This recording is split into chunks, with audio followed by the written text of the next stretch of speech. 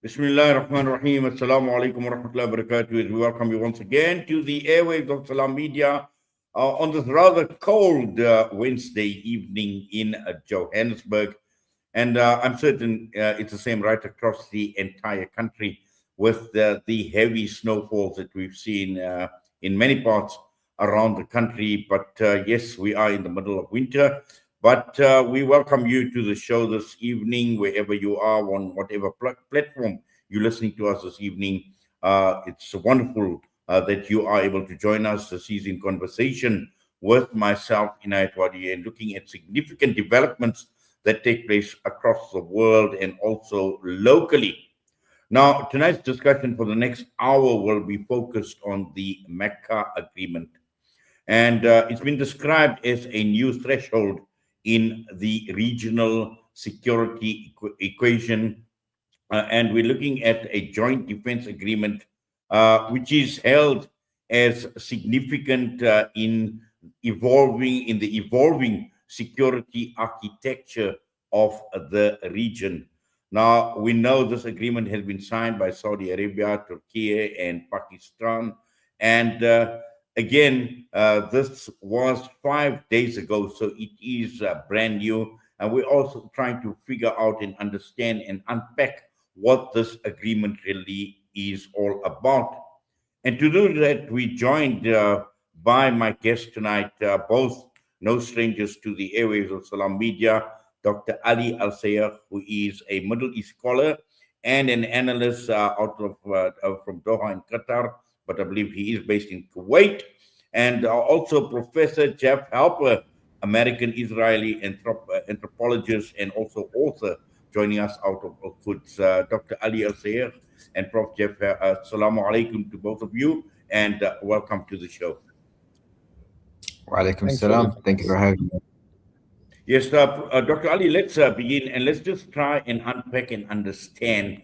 We know that this is an agreement that was signed only 5 days ago, but there was a lot of talk in the build-up to the signing of the agreement by Saudi Arabia, Turkey, and Pakistan.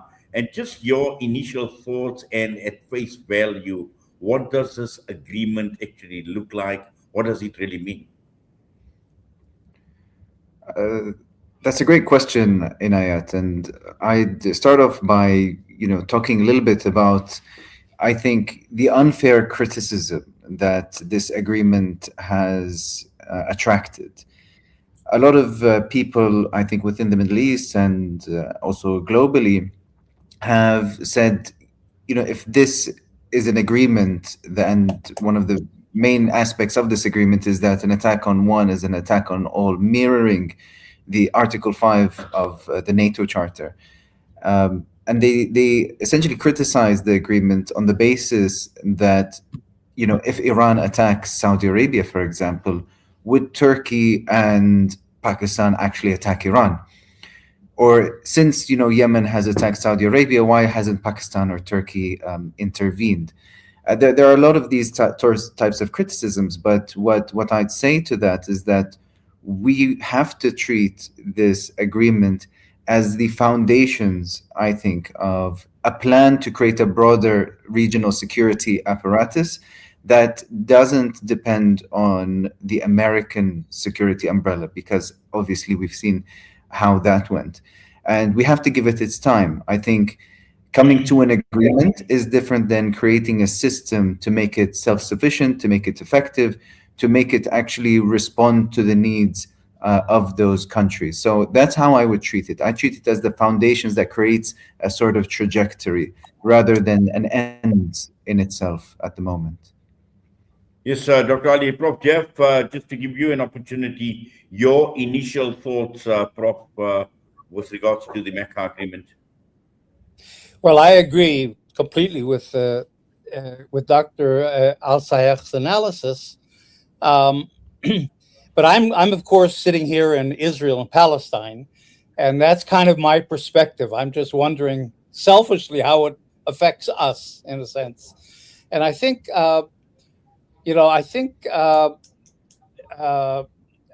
Israel's strategy in terms of completing its colonization of Palestine has been what you could call normalization by strength.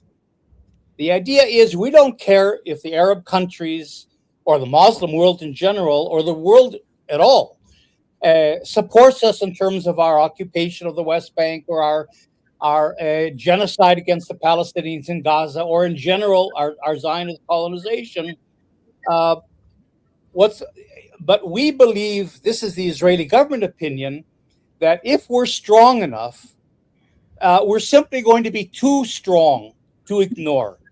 And that's called normalization by strength. The Arab world will have no choice but to normalize with us, and by doing that, accept our colonization of Palestine, because first of all, the Palestinians have no leverage. They'll be completely marginalized, and we've seen this in the Abraham Accords, that the Palestinians have been completely excluded from any negotiations or any of these agreements. And so that was Israel's idea, that we're going to protect the Sunni world against the Shiite Islam and its proxies and so on. And that was actually working. I think there was a certain rationale to that. But I think what happened with the war, first of all with Gaza, but then with the war with Iran, is that Israel overplayed its cards. Because I think that in the Gulf states and in the Arab world in general, they're really looking for development, for stabilization. Certainly, the UAE and the Saudi Arabia and the Gulf states want to become an economic hub globally, an economic hub. For that, they need stabilization, they need investment, and so on.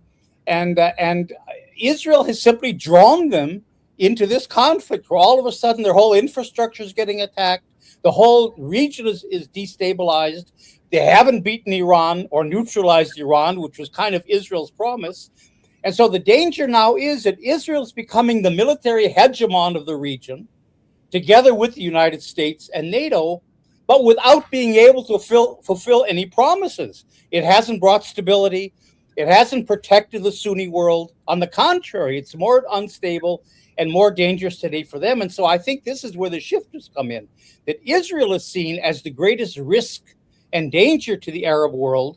And therefore, that's where it's true. I think now there's a shift to more regional alliances to try to get away from dependence on Israel and, of course, the United States. So there's a logic here. Just one thing I'll just mention in half a sentence, and that is, the question is that good for the Palestinians or not? The fact that normalization is being stopped or at least obstructed, and therefore, Israel's getting more isolated, does that create some political space for Palestinians? And that's the question. The problem is that the problems that the Arab world has with Israel has nothing to do with the Palestinians, really. And therefore, the danger is that even if Israel can't normalize with the Arab world, the status quo will remain, and the Israeli colonization of Palestine will simply continue. It'll be simply accepted as a fact of life. Yes, Prof. In fact, I'd like to actually explore the leverage that you speak of as far as Palestine is concerned and what this defense pact actually means. But Dr. Ali, just coming back and looking at how significant is this development, because we are talking about three very strategically important states. They are military powers in their own right, Saudi Arabia, Pakistan, and nuclear power. One cannot underestimate Turkey militarily as well. So each of these countries will be contributing, bringing in their own strengths to this joint defense agreement. And I'm sure this is extremely significant when one looks at the broader Middle East region and what has been playing out over decades, I would say. Certainly, I think it is definitely a head turner, this particular development, and we have to keep an eye on it. It can definitely become significant to the point of eventually, maybe not in the next year or two, but over time, replace what I refer to as the failed American security umbrella. When we look at those militaries, the militaries of those states, and they all have their own strengths. They have their own types of experience. Pakistan and Saudi Arabia have had a really good military relationship between one another as well. Bringing in Turkey, I think, was definitely a great idea. I think we're going to have to wait to see to what extent it is significant. At the moment, given what it is, given that an agreement such as this has come to fruition, I think it is significant because the trajectory that it could create is definitely significant. If we use just a little bit of our imagination, when we look at the US bases in the region, which a lot of which have been destroyed, particularly in the Gulf, I don't see why it is impossible to imagine that those bases are not on the priority list of the United States to rebuild, because obviously Iran has a way to destroy them once again. And by extension, I don't think it should be impossible to imagine that we could rebuild those bases, but instead of stationing US troops, it would be a joint military venture or group that combines soldiers and intelligence, as well as personnel from Turkey, Saudi Arabia, Pakistan. I think also we have to keep a lookout at these smaller states in the region and how they are going to be incorporated within this security umbrella. I have high hopes that it could have a great trajectory. But of course, as with how politics works in this particular region, and particularly with the war, developments can happen out of nowhere. So it's still an open question, without a doubt. Well, it certainly is an open question. And also the other question, Prof. Jeff, is I read quite an interesting quote and a response to this agreement, calling the Mecca agreement an alliance without an adversary. Now, how true is this comment, or how true is the statement? An alliance without what? Without an adversary. No, I think. Look, I think it's the visible point of a much deeper change in the whole geopolitics of the region. What we're looking at this as the latest thing, and it's a military thing, and we're looking at a certain level of it. But remember now, the United States sponsored IMEC, the India Middle East corridor. It was intended to take trade from India and the whole region through Haifa port. Israel was going to be the main gateway between India and the whole region, basically, to Europe, and the other way around. But China has its Belt and Road project, right? So China was going from India, but through the Suez Canal, connecting, of course, the Gulf states and so on, but going through the Suez Canal to Europe, so bypassing Israel. Now, what isn't completely finalized, but what's really beginning to happen, and people aren't aware of it, there's a third project that's called STEP, the STEP corridor, which is STEP is Saudi Arabia, Saudi Arabia, Turkey, Egypt, Pakistan. And that's a whole other corridor that's going not from India, because India is super pro-Israel, but it's going from Pakistan, from Karachi and the ports around Karachi. And it goes basically across to Saudi Arabia. And now what Turkey is doing is it's rebuilding the Hijaz Railway. It goes all the way, basically from Oman, all the way through Saudi Arabia up towards Turkey. So Turkey now becomes a gateway, and of course it bypasses Israel as well. But in the plan, there's also a branch that extends into Egypt, so that the Belt and Road project that bypasses Israel will be integrated with the STEP project that involves Saudi Arabia, Turkey, Egypt, and Pakistan, and those then leave out Israel.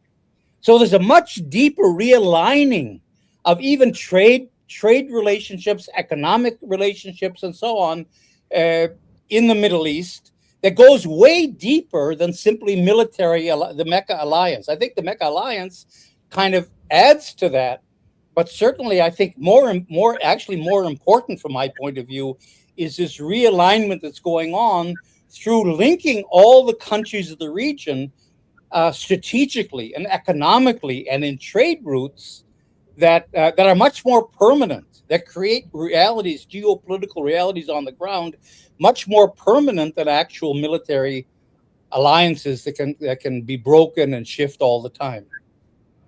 Yes, Dr. Ali, I'd just like to expand on what Prof is saying, talking about a deeper realignment. And this vision of the Mecca agreement appears that it's not only limited to military cooperation, but there's a lot more at play. And also some of the issues that Prof has been talking about, the broader geopolitical impact, the consequences as well. He spoke about China, he spoke about India as well. And if one just breaks this down and looking at it, country by country, when one looks at, for example, Turkey has got its own unique challenges. Pakistan has got its own unique challenges when one looks at India, Kashmir, all these issues that have been playing out, the Indian relationship with Israel as well. Saudi Arabia has been faced with its own unique challenges. And just putting all of that together and trying to unpack and understand the deeper realignment that Prof talks about, and also some of the impact and consequences this is likely to have on the broader geopolitical landscape. That's a really good question, Inayat. And I would start off by talking about geographically where these countries are stationed. We're looking at if you look at those countries and you see what shape they create almost like a triangular shape. And we see Pakistan has access to the Arabian Sea. Saudi Arabia has access to the Red Sea, as well as the Strait of Hormuz. Turkey has access to the Black Sea, as well as the Mediterranean. I think we should understand this agreement as, and I agree with Professor Jeff, which is it's a deeper alignment that also has economic implications. And what I think this will do, and obviously it will really depend on the results of this and how this develops. Right now we have an agreement, but do we have an institution that allows Turkey, Saudi Arabia, and Pakistan to have regular monthly meetings, for example, where they can discuss joint policy decisions? Will those policy decisions be binding or non-binding? And I think the institutionalization of the agreement is something that we definitely have to look out for. And the more effective the institutionalization, the more it's going to attract more countries in the region. We're talking about Kuwait, for example, Bahrain, Qatar, Oman.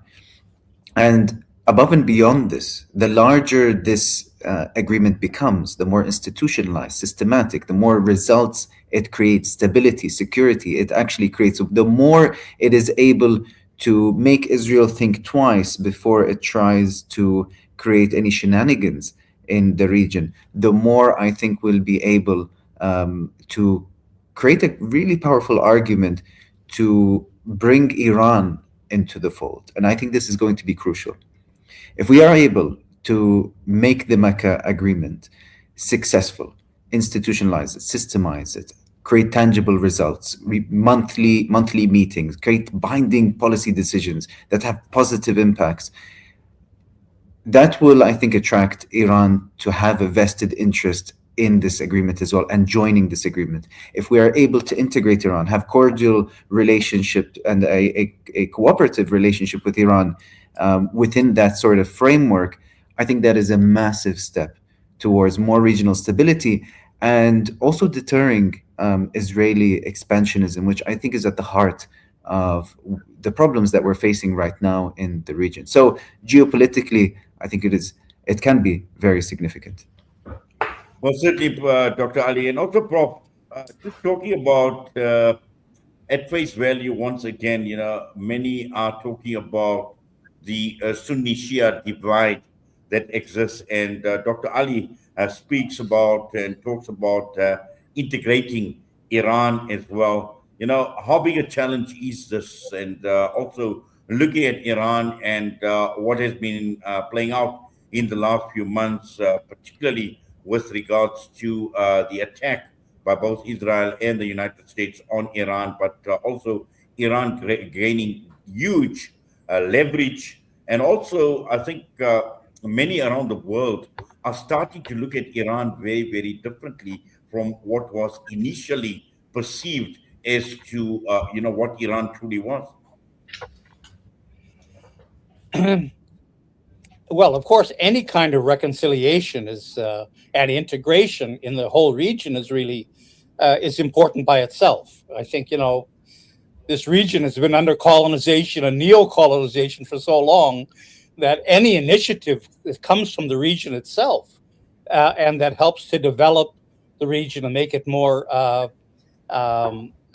make it more viable is really important.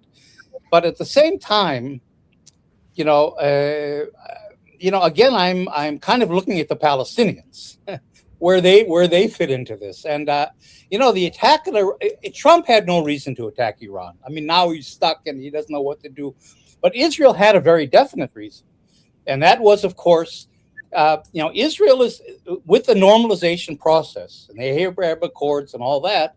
Israel really believed, and it hasn't stopped believing this, despite the setbacks, that normalization by strength will happen when it pacifies, it breaks all the resistance to Israeli expansionism and colonization, when it pacifies the populations, but also breaks the support of the external actors. So Gaza was the breaking of Hamas, which was the last really strong bastion of resistance. And it's doing that in the West Bank, in the refugee camps, where you have a lot of Hamas and also Fatah military elements. So you have that pacification, which leads to the genocide. But that was also, I think, the rationale behind the attack on Iran from Israel's point of view. That was to smash and crush the last resistance of an external actor to Israel, to neutralize Iran and of course Hezbollah and maybe the Houthis as well. We'll see. So Israel has its own, its own agenda from that point of view, and that, of course, had that happened, had there been regime change, had it gone according to plan, and maybe Trump messed it up for Netanyahu. I don't know. Had it gone according to plan, there is a rationale that would have said, yes, Israel is protecting the Sunni world. I don't think Israel expected the attacks on the Arab states from Iran and so on. And so, from that point of view, I think this normalization has been called into account. The problem I have is that, again, the Arab states are not necessarily friends of the Palestinians. I mean, Palestine, they give lip service through a credible pathway and so on. The UAE is a super ally of Israel. Bahrain and Egypt, Jordan. I mean, they're all, far, far from being really opposed to Israel. I think they're getting scared of Israel a little bit, but they're still in that camp. And therefore, the problem is that as much as the region begins to take its own affairs in hand, and you see these geopolitical shifts and a pushback against the United States and trying to create a space of the region on its own and maybe reconciling with the Iranians, all that is happening, unfortunately, divorced from the Palestinian issue. In other words, this is the leverage. Palestinians have no leverage on their own. Their leverage is the clout of the Arab and the Muslim worlds. And if they're not taking the isolation of Israel that's going on and the distancing themselves from the United States that's going on and the strengthening of regional ties that's happening, if they don't take all that as leverage to condition anything that happens on the well-being of the Palestinians or the Palestinian cause, then from my point of view, it's great that it's happening in the region, but in a way, the Palestinians, pay the price because Israel remains Israel. It remains strong, and it remains in the West Bank and Gaza. So nothing has changed. The Palestinians remain the colonized people, and therefore, I would like to see a more direct connection between this regional integration and regional strengthening and support for the Palestinian cause. Yes, Prof. What we're going to do, Dr. Ali and Prof, is we're going to go for a quick ad break. We'll be back. We'll put you on hold.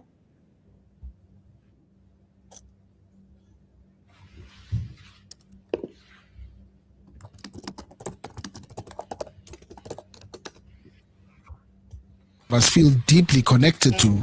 A mother holds a sick child, worried and fearful as she knows her nearest hospital has been destroyed.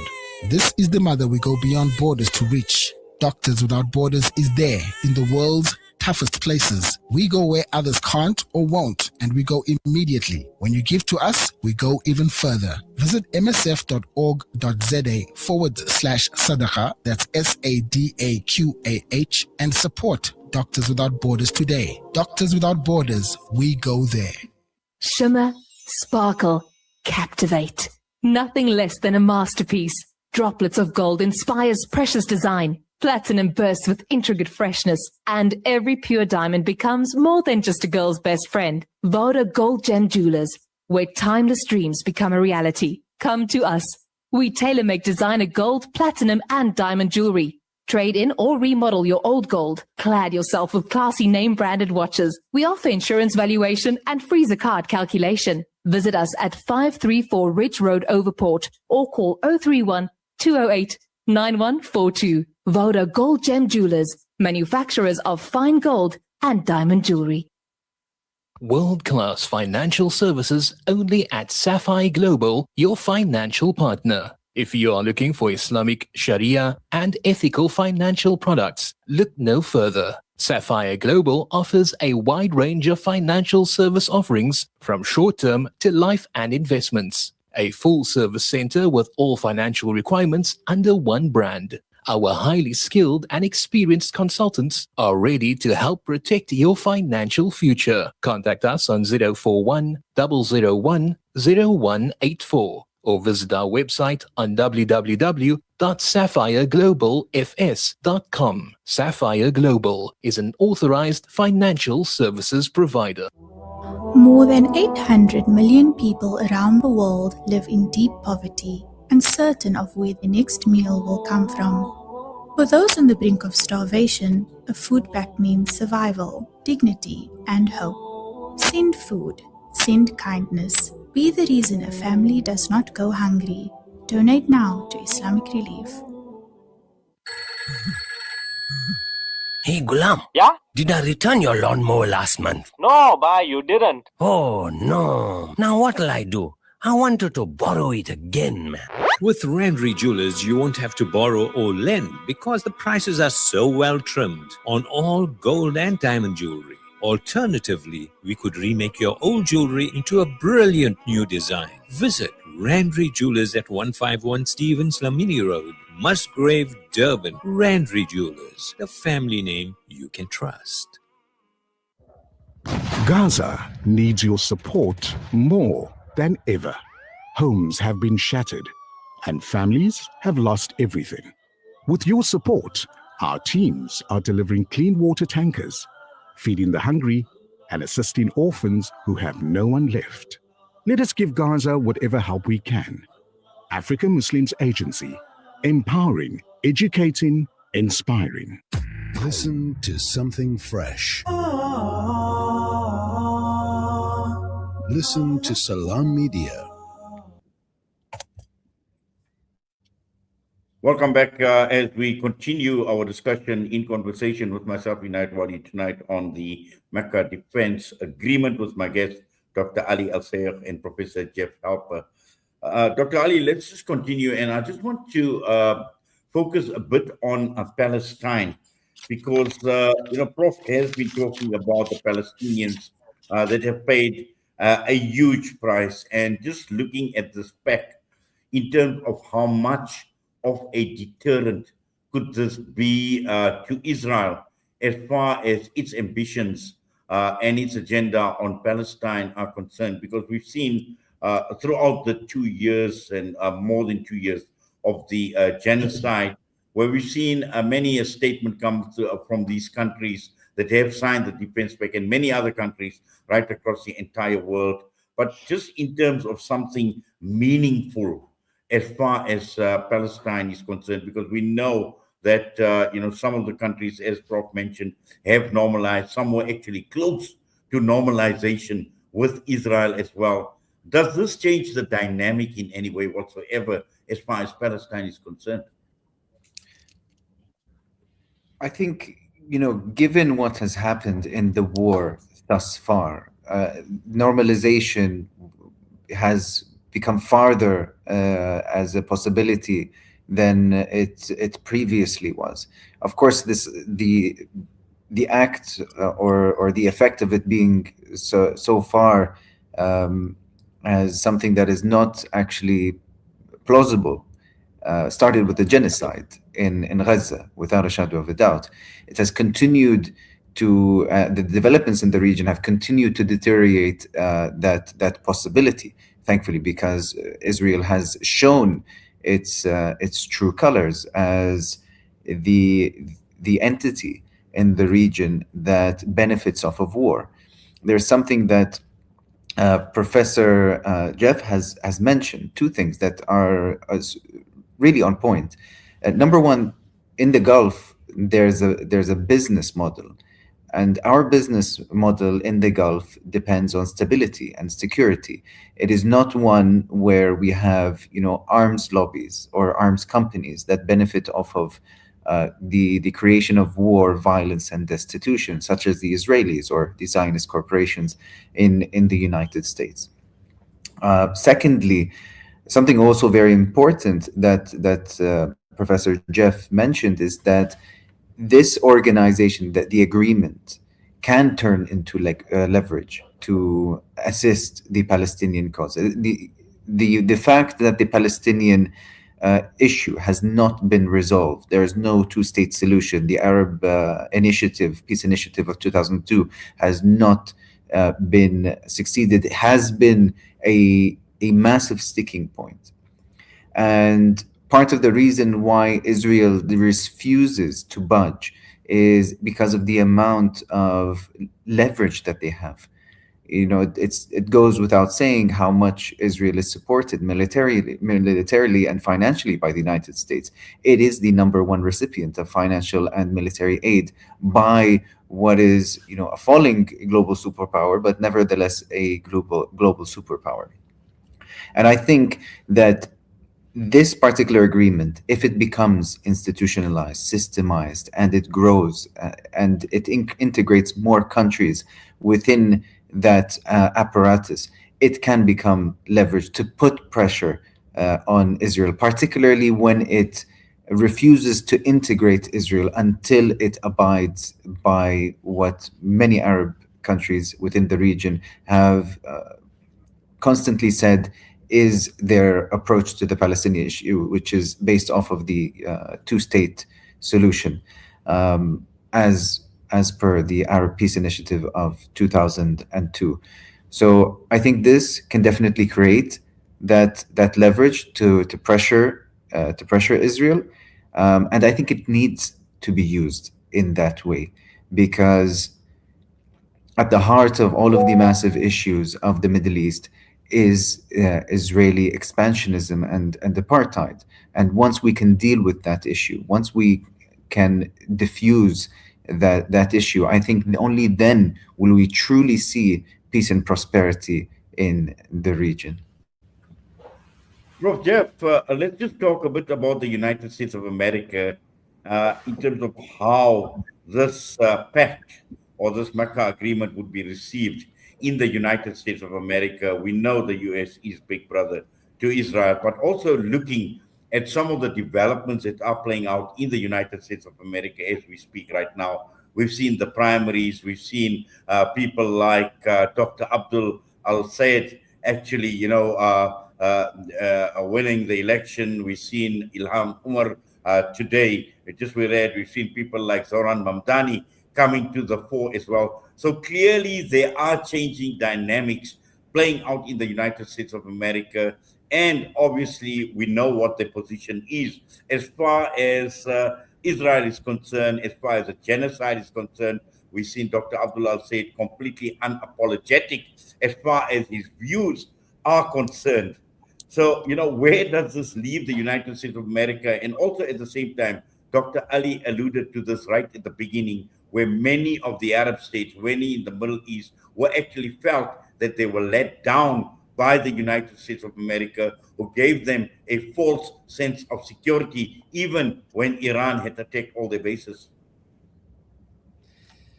It's a very interesting dynamic here, and I'm kind of caught up in it. And that is, there's a real conflict between, Zionism, criticizing Israel and the state of Israel. I think where Mamdani is in the United States, where a lot of the pro-Palestinian supporters are in the United States and around the world, is that Zionism is the problem, not Israel. In other words, Zionism is a settler colonial project. It has to expand over all of Palestine. It can't allow any kind of Palestinian self-determination, including a two-state. And therefore, even though we talk about two states, that really means apartheid.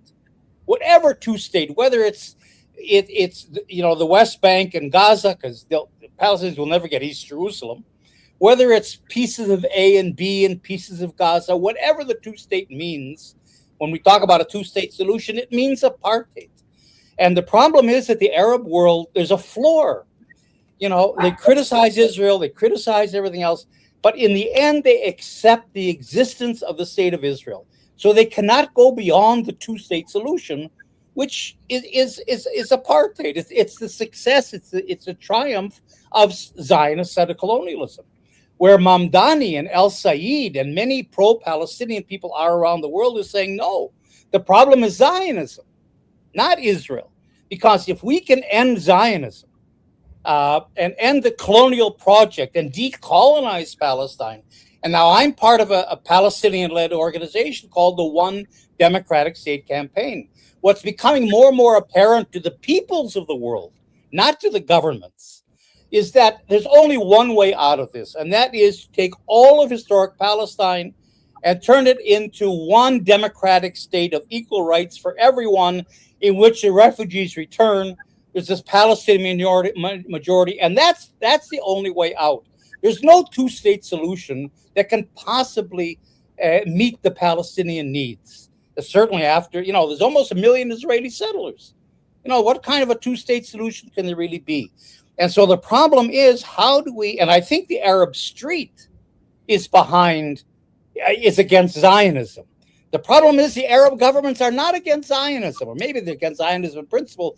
They're really against Israeli expansionism, threats to their own interests, and so on, and not the Palestinian issue. So they're very happy to live with Israel. They're very happy to live with Israeli apartheid. It's a very transactional thing, as long as Israel doesn't interfere in their interests. And that's the problem. There's a conflict between really supporting the Palestinian struggle for self-determination in their homeland against a colonial movement and wanting the best for the Palestinians and the two-state solution, but really not caring that much and allowing Israel to keep its apartheid regime. That's the deeper dilemma here. Yes, Dr. Ali, I'd just like to focus a bit on some of the other key and crucial players in terms of how this Mecca agreement between Pakistan, Turkey, and Saudi Arabia, but also one cannot ignore a country like Qatar, for instance, because Qatar has featured very, very prominently in many instances, whether it had to do with the Taliban, with negotiations, and Qatar has played a pivotal role The same can be said about Egypt as well. These are countries that cannot be ignored because they are major players in their own right. And in terms of how this is seen by some of these major players, and also, one can try and extend this to the broader implications for the OIC, for example, the 52 Islamic countries, or even the Arab League. I'm sure there could be huge consequences for the entire Muslim world if one wants to look at it that way.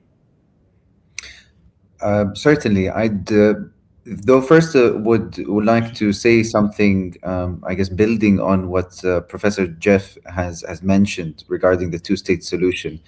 I think what Arab countries that have put their lot behind the two-state solution have as an imagination of the two-state solution is one where the Palestinians actually have things like their own airport and their own military. Obviously there's a realistic issue with this, which is that to what extent is Israel really going to agree to something like this? I think they do have an issue. A lot of countries, Arab countries, that have not normalized with Zionism, with the treatment of the Palestinians, and I don't see why there would be a reason why not. They would get behind a one-state democratic solution, because it is at the end of the day the problem of de-Zionization, decolonization as well. And my own PhD supervisor Ilan Pape is in line with that approach, and I think in line with that approach. I think it is a more realistic approach, although both approaches have their own issues. Moving towards the question put forward by yourself, Inayat, I think other countries in the region cannot be ignored, but I don't think they are necessarily being ignored. Inevitably, when a huge agreement such as this takes place, it has to start somewhere, and we're never going to be able to start it somewhere in the most perfect and inclusive way. Of course, each country has their own issues and as well as interests of being integrated within this particular agreement. And these issues have to be ironed out. And of course, naturally, some countries would be hesitant to join, wondering whether this is actually going to manifest in something useful. So the agreement also has to prove its usefulness, its utility, to create that image for itself that attracts more membership as well.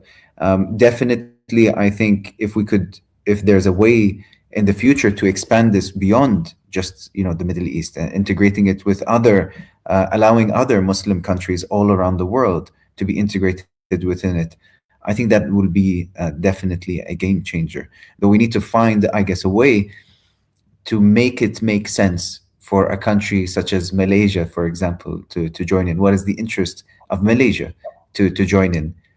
That is something that I think the agreement will have to develop over time in order for it to be more effective. Well, certainly, Dr. Ali. And also, I think what we've seen is Erdogan has already extended this invitation to other countries to actually join and support this agreement. And Prof. Jeff, and perhaps a comment from your side as well, because we've seen it in South Africa. We've seen the BRICS nation initially set up between Brazil, Russia, India, China, and South Africa, but now we're looking at BRICS plus as well. So this obviously may not only be limited to the three countries who have signed this agreement. Yeah, unfortunately, BRICS was, the hope of the global South coming together as an alternative somehow to the global North.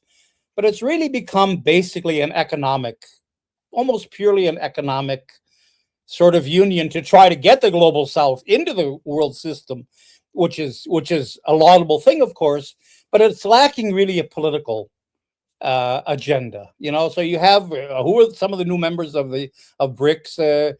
Iran is one, and the UAE is the other. I mean, I can't think of two countries that are more diametrically opposed to each other, than those two countries. So the question is, what is the strategy, or what is the agenda? What is the program of the BRICS countries? And don't forget, China is very close to Israel. I mean, the Chinese are building a military port in Haifa now. They're building the subway in Tel Aviv. India is a tremendous ally of Israel. Modi was here 2 weeks before the Gaza invasion. So and Russia is very, Israel does not help the Ukraine that wants air defenses because it doesn't want to alienate Russia. So if you take the BRICS countries, basically, certainly the BRICS themselves, South Africa is really the only man out that's going to the ICJ, that's really committed itself to the Palestinians politically. The other countries are very actually close to Israel in many ways. So I think that's the problem that the Palestinians have. And that is there, unlike in the days of the Soviet Union, there's no alternative hegemon to go to. So as much as you want to try to get away from the United States, you don't like the United States, you understand the United States is really not working in your interest. It's creating instability in the region and so on. Where are you going to go? China is not really in the game. I mean, things are happening long term, like the Steppe Corridor and the Belt and Road.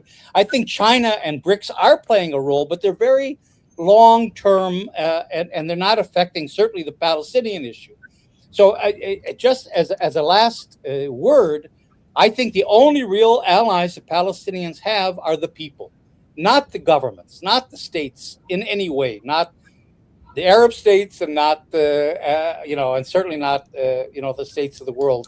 And therefore, I think there has to be in all these processes, whether it's the Mecca agreements, these geopolitical shifts, isolating Israel, trying to get away from the United States, creating a new world order, a regional order, there has to be a world Muslim people's pressure on the Arab world to support the Palestinians. The Palestinians, we cannot let the Palestinians get lost in the shuffle, with all the big geopolitics going on, to lose the Palestinians. And that is the only population in the region and really around the world in a way that cares so much about the Palestinians. It should be the peoples of the Arab and Muslim worlds together with others. And so, I guess I'm always, because the Arab governments are not the most democratic, and the street isn't able in the Arab world to make its will known, or affected. And therefore, I think what's missing to some degree is pressure on the Arab states not to even de facto normalize. They might not normalize. The Abraham agreements might not expand, but the greatest threat to the Palestinians is actually de facto normalization. What Israel has with Saudi Arabia. I mean, what Israel's now having with Syria. Syria is about to sign a security agreement with Israel. Lebanon is about to come in. They're not going to join the Abraham Accords. They're never going to normalize officially, but it'll be de facto normalization that's just as bad because it perpetuates the Zionist colonization of Palestine. So we have to really be sure that the Palestinian supporters around the world are the ones that don't let the Palestinian issue get sidelined or marginalized at all. I think that's really crucial.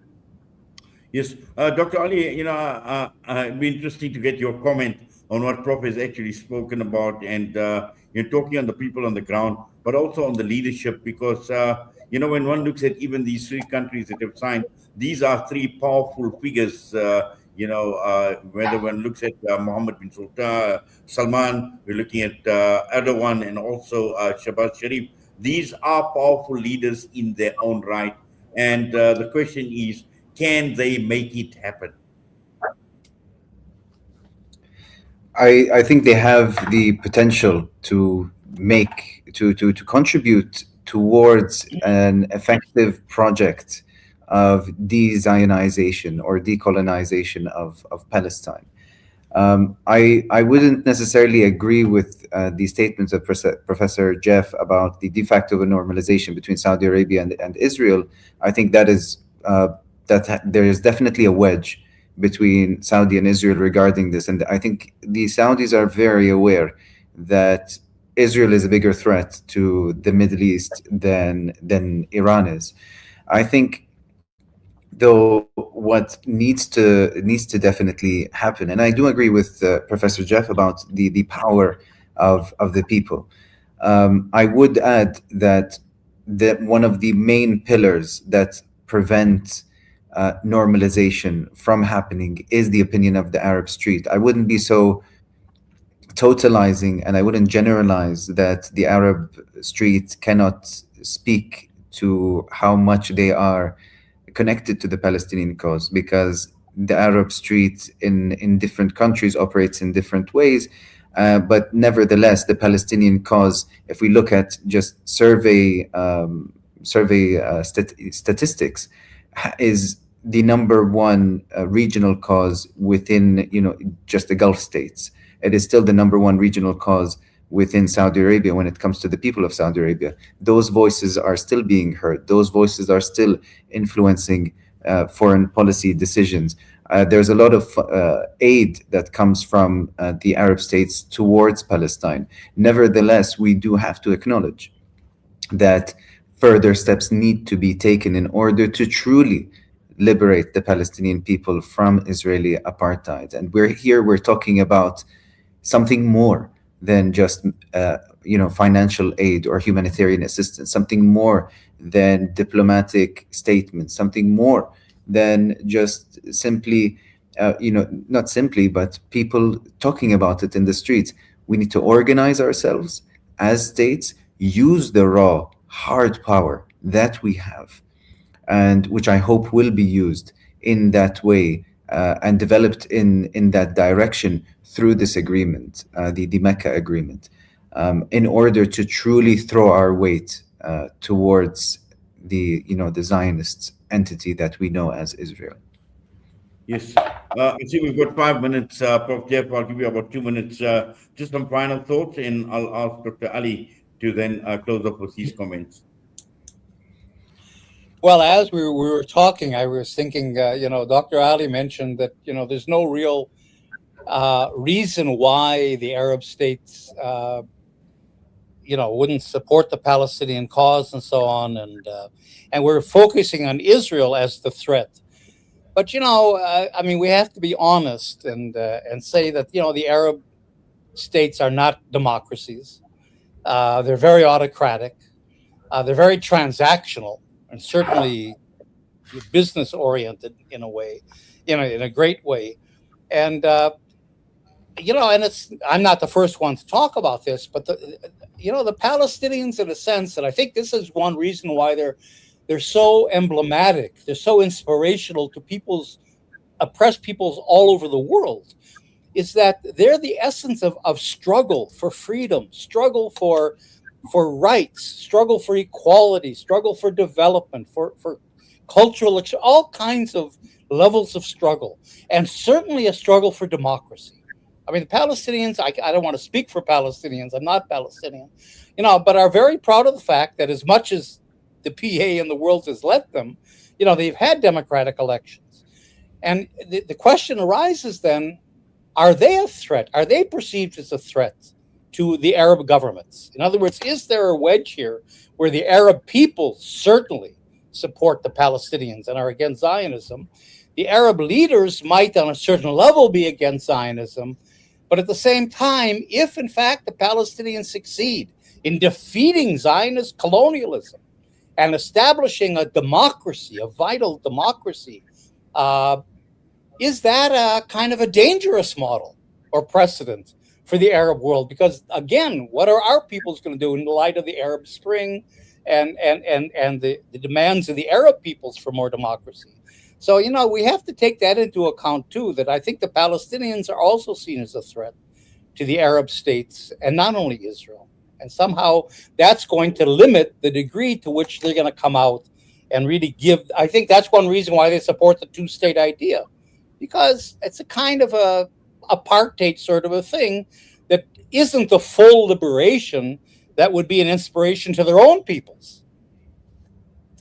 That's my last thought. Well, thank you, Prof. Dr. Ali, just your final comments, and just now that this agreement has been signed, what are some of your thoughts? How do we move from here, and ideally, what would you like to see? If you would allow me to at least respond to something that Professor Jeff has mentioned, I would, just put it out there that the biggest supporters of Israel are so-called Western democracies.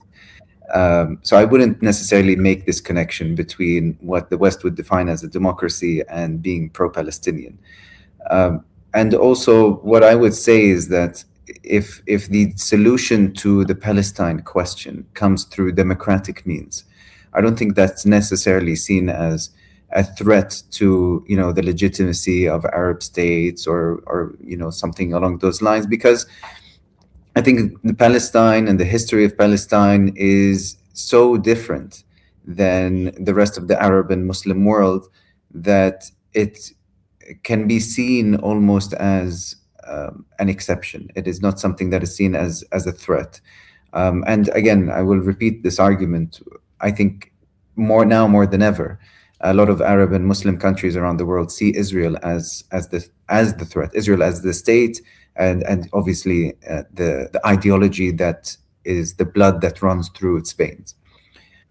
In terms of the question you put forward, Inayat, what I'd like to see with this agreement is seeing it again institutionalized, seeing an actual building being created, or a compound that is something almost emblematic of the centers or the institutions. I don't want to use a Western example, but I'll just have to for lack of better examples, NATO or the European Union, a place that brings all of these countries together, a mechanism in place to help explain how they are going to come up with agreements on security matters, and what about economic or social matters, and are those agreements binding? Do they have to apply it? What is the voting structure going to look like? That is going to make the agreement something more tangible. And the more tangible it is, and again, the more results it creates, the larger it's going to be, the more formidable of a force that it can become. Well, shukran for that. Jazakallah, Dr. Ali Alsayegh out of Kuwait, and Prof. Jeff Halper as well out of Al-Quds. We thank both of you. We do appreciate you taking time out, as always, with us at Salam Media. I must say it's been fascinating unpacking what we have been discussing in the last hour, and we do appreciate, as always, the time that you give us at Salam Media. So all the best to both of you. Assalamu alaikum wa rahmatullahi wa barakatuh. Thank you for Thank having you very us. much. Thank you for having us. Well, that brings us to the end of the first part of tonight's edition of In Conversation with myself, Inayat Wadi. There's still a lot more to come, and we will be taking a look in terms of what has happened in South Africa. And I think it was yesterday where we saw social media once again abuzz with the whole story surrounding Daniel Perez and South Africa helping bringing his remains home, considering the fact that he was an IDF soldier. And we will be unpacking this with my guests tonight, Martin Jensen and Paul Handler. So stay with us. We'll be back in a few minutes.